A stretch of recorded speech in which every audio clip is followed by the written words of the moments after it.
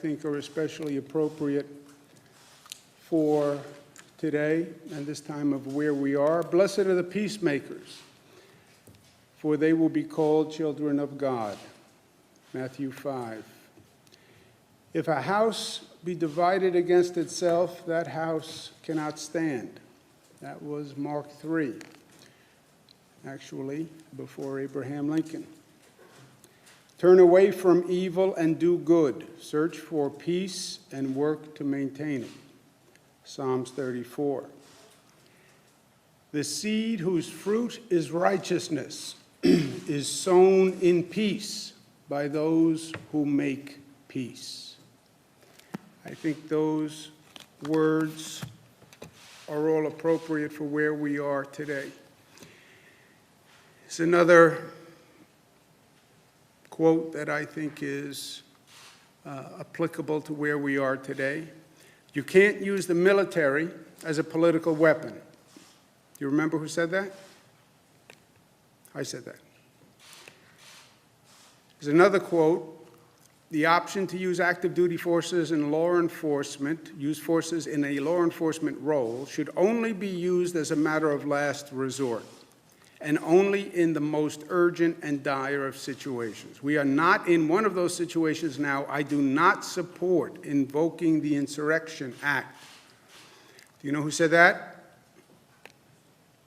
Secretary of Defense Mark Esper, appointed by President Trump. You can't set fire to the house and then claim you are the one trying to put out the flames. You know who said that? You guys are not well read. That I can tell you. A.J. Parkinson said that. Last night we had continued protests across the state, but there are two very different situations that are going on, and we have to keep them separate, and we have to address them as separate situations because they are night and day. One is protesting, and the other is looting. They are two very different situations. Some people choose to morph those two together. All the protesters are actually looters, and we should treat them as looters. That is not a fact. That is not the truth. That is not the reality of what is going on. There are people who are protesting, and there are people who are looting. Very, very different situations. The protesting is righteous indignation over Mr. Floyd's murder and systemic racism and injustice. And you listen to their point, I think they're right. You look at that Mr. Floyd's murder on television, and it is reprehensible. There is no police officer in this nation that would defend that. And people are appalled. And again, it's not the first time. You can't say, well, this is an isolated incident. Mr. Floyd was one in an ongoing series. Ahmaud Arbery, Breonna Taylor. You can go back to Rodney King. You can go back to Martin Luther King. There are dozens and dozens of the same case. Righteous indignation. It's more systemic racism. Righteous indignation. It's systemic injustice. Righteous indignation. Yes, but don't be violent, because when you are violent, you lose the righteous indignation. When you are violent, you play to the critics who want to say, oh, they're all violent looters. They're all a criminal element. And that actually defeats the righteousness of the message. Mr. Floyd was nonviolent. He was nonviolent against the police. The crime that they were possibly investigating was a nonviolent crime. Violence actually demeans the situation and loses the righteous indignation. And I would urge the protesters to respect the curfew, because the curfew is necessary because the police have a real job of policing dealing with the looters. And the looting is criminal behavior, pure and simple. There's no righteousness, there's no message, there's no indignation. These are opportunists who see the police are busy dealing with the protesters, and they say, well, here's an opportunity to loot and to steal and to cause mayhem. That's all they are. This is criminal behavior, period, designed to create chaos. Well, there are anarchists in there also. Fine. It's all illegal behavior. And we will not allow our cities in this state to be in chaos. Period. Public safety is rule one. Maintaining order is rule one. It's not going to happen in the state of New York. We're not going to allow the looting that we've seen on videotapes, the chaos that we've seen. Period. The police must be empowered to keep order, stop the looting, and stop the criminal activity. Distinguish between the protesters and the looting. Yes, you have police action which is necessary to work with the protesters, but the police have to be there and be empowered to stop the looting and the chaos and the criminal behavior that people are trying to exploit this moment for their own selfish criminal purposes. And the police have to be able to do their job. And the police have to be supported in being able to do their job. I've sent New York State Police to cities to deal with these protests. They have to have the right numbers. They have to be empowered to do their job. And we've had protests again last night all across the state. I want to applaud the local police who have done a great job. I want to applaud the state police who have done a great job. The protests were mainly peaceful all across the state. And I want to thank all involved for keeping it that way, protesters included. New York City last night was much better. The protesters were mainly peaceful. The police officer had the resources and the capacity to do their jobs, and the results last night were much, much different than the night before, and that's what it's all about. And I think the people in New York City should feel much better today than they did after the night of looting. These are perilous times. There's a lot going on, and we have to understand what's going on and the difference among the issues that we're dealing with. You have the COVID crisis. You have the murder of Mr. Floyd, two very different situations, but both critical in and of themselves and both happening at the same time. It's then wrapped in an environment and a dynamic that is racially charged and politically charged. It makes it a very, very perilous time in this country. And we have to be careful.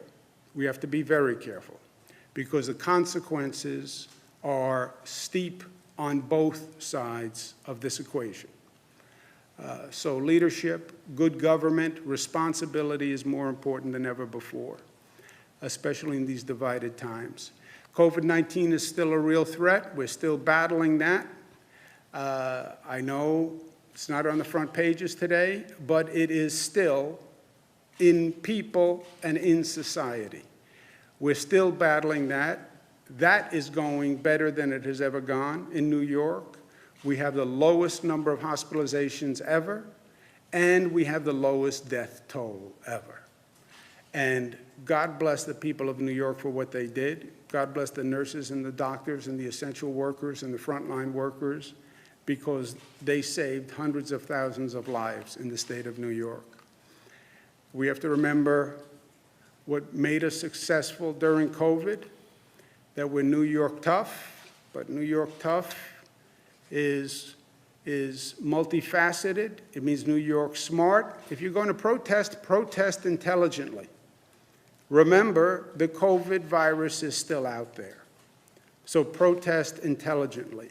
We're united. We're not black and white. We're not upstate, downstate.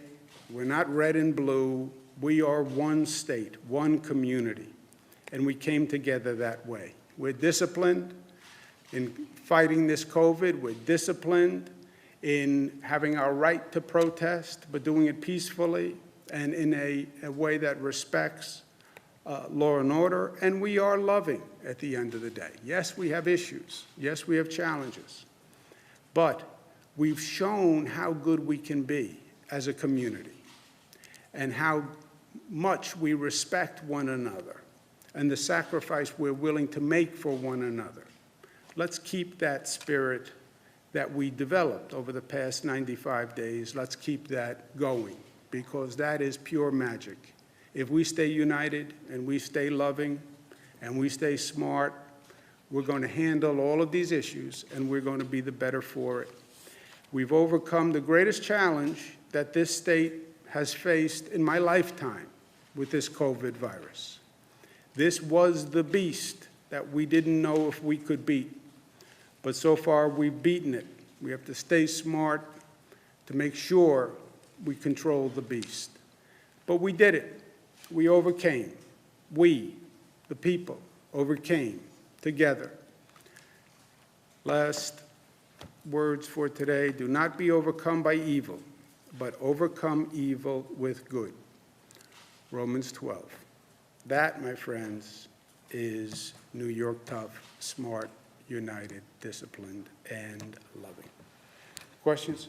Governor, how do we tackle the power of police unions and the need to change culture within local police agencies and the wider criminal justice system? Your policy ideas don't really hit at the issue. Why aren't bad apples being called out by colleagues? And will you allow the release of state troopers' disciplinary records under 50A? Well, you have a lot in there. There are necessary reforms that need to be made. There's no doubt about that. That's I hope, the positive legacy of the injustice that was done to Mr. Floyd. Many of those policies are already law in the state of New York. 50A, the disciplinary records, I hope will become law shortly. And we have to respect everyone's interests there. And I look forward to doing that. And I think the legislature is prepared to do it. And I think they're going to be coming back in the next couple of weeks to have those conversations. And what about the culture change in the power of police unions specifically? It's something the mayor has talked about, sort of trying to change the culture. How do you know, as governor, what's your role in sort of trying to get local agencies to start thinking about this idea? Yeah, I don't know what the mayor was referring to, so let me find out what he said, and then I'll comment if appropriate. Governor, you brought a Bible to the dais today. That's an obvious reference to what the president did on Monday. What do you make? Well, I said it was. Yeah, no, absolutely. Yeah, that's why it was obvious, because I said it. I got it. What do you make? You're saying even if I didn't say it, you would have figured it out. Absolutely. Well, of course. What do you make of the president's recent attacks on New York? What do you think he's trying to do there? Is he trying to rile his base? Is he trying to make legitimate criticisms about your stewardship of the state as well as the city? Well, far be it for me to psychoanalyze the President of the United States. I have a law degree. I have no medical degree, as I've told you, and I have no degree in psychoanalysis. It's nothing new for the President. He's not just attacked New York in tweets. His policies have been vicious to New York. He changed the tax code in a way that increased the taxes in New York and other Democratic states. He has failed to do anything positive for New York. He's gone out of his way to be negative to New York. Now, why? You know, is it politics? Who knows? That's for someone else to answer. But the negativity, forget the tweets. You know, who cares about the tweets? It's what he's done to the people of the state that bothers me. What he did with SALT. Refusing to fund urgent transportation projects that hurt the entire Northeast, like the Hudson Tunnels, stopping the 2nd Avenue subway. I mean, all these egregious acts, kicking us out of the Trusted Traveler program with the DHS, Department of Homeland Security, just as punitive policy because they don't like that we won't give them the driver's licenses for undocumented people. So they punish us with the Trusted Traveler Program. I mean, there's a whole, from day one in his administration, you have seen negative, hostile government acts. And then, by the way, the most recent refusal to fund state governments, which is negative to New York, but it's also negative all across the board. But you did praise some of his Corona action. Right? Yes, there have been good things, helping us with Javits and with the Army Corps of Engineers and the additional beds. That was very helpful. And look, I said from day one, I'm not playing politics with the president. When he does the right thing by New York, I say he did the right thing by New York. Well, Democrats don't like me to say that. It's the truth. When he does a bad thing for New York, I say he did a bad thing. And it's good and it's bad. I think I was in the White House last week. We had a meeting. But have you spoken to him this week at all? No. Governor, I'm sorry. Duty troops from Fort Jerome were sent to D.C. to help out law enforcement there. Do you have a comment on that, and how do you feel about that? Well, yeah, I don't think you should use active military for political purposes. I don't believe it's constitutional. And now you have his Secretary of Defense saying that they shouldn't be used. Now, how can the Secretary of Defense say that and then do it? That's another question. If you don't believe it's right, when you pull up Secretary Esper's quote again there, please. If you don't believe it's right, why did you do it? You can't do it and then say, I think it's wrong. So you just admitted that you did something that was wrong? Well, look at his quote. The option to use active duty forces in a law enforcement role should only be used as a matter of last resort and only in the most urgent and dire circumstances. We are not in one of those situations now. I do not support invoking the Insurrection Act. Then how did you do it, Mr. Secretary? Question for him, not for me. Jimmy? Governor, you know, that's clear about active duty military, but can you talk a little bit more about the National Guard? How close was Well, the what state- were they, in the question was about active military in Watertown, right, Fort Drum? Yeah, That was the question. Different question. Okay. So how close did you come to activating the National Guard for New York City? Did you ever suggest to city officials that you thought the National Guard should be on standby? And just shed a little bit more light on that and when you think it would be appropriate to do that, especially given your statements now about using active duty military personnel. Oh, National Guard are different than active military personnel for political purposes. National Guard, we deploy for public purposes. We deploy them to help with the COVID virus. We deploy them for storm emergencies. If they were deployed for New York City, that's not a political purpose. That's to help the police function in New York City. So those are not political purposes. But we did not send the National Guard in New York City. I said yesterday that there was a terrible night of looting. I was prepared to send the National Guard to help to provide the resources if the city needed them. But I said, I don't believe the NYPD needs the National Guard. They're the largest police force in the United States of America. They're like 38,000 people. So I don't believe they needed the National Guard. I believe there was an issue of management and deployment of the NYPD. You know, you have to remember the NYPD, first on a personal level, I grew up in Queens. You know, I grew up with the NYPD. You know, my neighborhood, a lot of my friends became police officers in New York City. It's the best, little New York arrogance, but I believe it's the best police department in the country. And we know the police officers can handle these situations because they have, right? We've gone through the Sean Bell situation. We've gone through the aftermath of Amadou Diallo, aftermath of Abner Louima. We went through Crown Heights, the Gavin Cato death. And then we went through the aftermath of Crown Heights. There was a whole report done on Crown Heights that studied what happened. It was like 4 or 5 days of riot. So we've done this. You know, this has been there, done that for the police. The police officers know how to do it. These are the best. Now, a police officer needs support. They need the right deployment. They need to be empowered. They need the capacity to do their job. They have to know that they're backed up. They have to know that if they're out there, they can do what they have to do. If they have to arrest somebody, they have to arrest somebody. They have to have the right gear. So they have to get the support that they need. But they're it's not about the NYPD. And by the way, one other point. Forget everything else. It's about getting results, right?